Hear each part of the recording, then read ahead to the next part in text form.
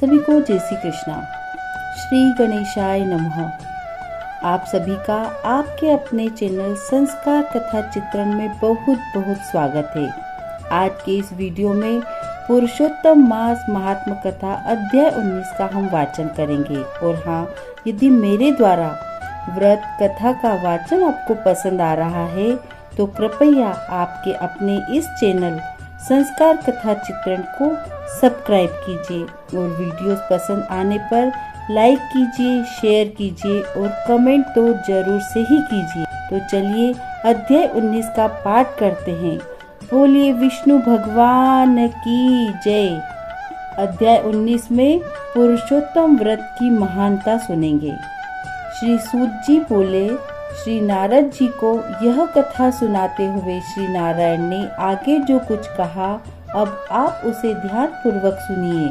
जब ब्राह्मण सुदेव ने अपने संशय को मिटाने की भगवान से प्रार्थना की तब भगवत वत्सल भगवान श्री कृष्ण बोले, हे द्विजराज, यह मेरा परम प्रिय पुरुषोत्तम मास है। तुम दोनों ने शोक में डूबे रहने पर भी इसका सेवन किया है। तुम तो महीने भर निराहार रहे हो। निरंतर वर्षा के जल में भीगते रहने के कारण तीनों कालों में स्नान किया है और वह भी आकाश के पवित्र जल से। महीने भर उपवास किया। शोक में होने के कारण चेतना नष्ट होने से तुम पुरुषोत्तम मास को जान भी न सके तथा बिना जाने ही उसका नियम पालन करते रहे। भगवान श्री कृष्ण ने कहा, हे तपोधन, पुरुषोत्तम मास सब लोकों में आता है किंतु धरती पर ही इसका पूजन फलदायी होता है। हे वत्स, धन्य हो जो तुमने इस मास में कठोर तप किया।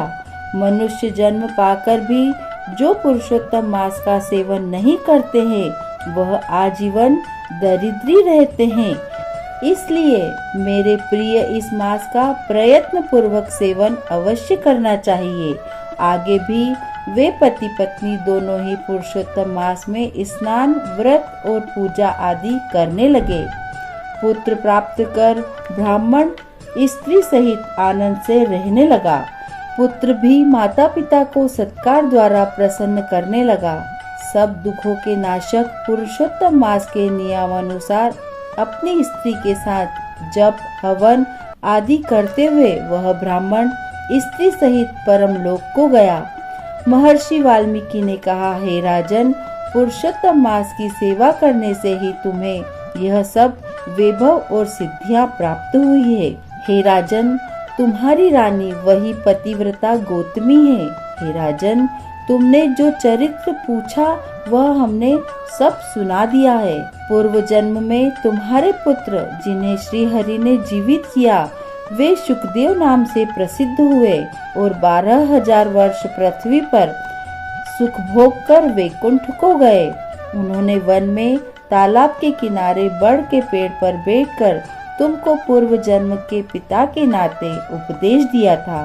तुम उनके पूर्व जन्म में पिता थे, अतः वे मानते थे कि तुम उनके हित चिंतक प्रत्यक्ष देवता हो। ऐसा विचार करके ही तोते के रूप में उन्होंने तुम्हें उपदेश दिया था। हे महाराज, अब मैं पाप नाशिनी सरयू पर जाऊंगा। श्री नारायण बोले, इस तरह परम यशस्वी महाराज धृष्टद्युम्न के पूर्व जन्म का हाल कहकर जब महर्षि वाल्मीकि चलने लगे तब राजा ने उनसे आगे की कथा सुनाने का निवेदन किया।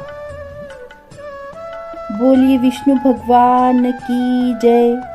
आज के 19वें अध्याय में राजा धृष्टद्युम्न के पूर्व जन्म की कथा जानी। अब अगले वीडियो में हम राजा द्वारा महर्षि वाल्मीकि जी को किया गया आग्रह जानेंगे कि वे क्या आग्रह करते हैं। बोलिए विष्णु भगवान की जय।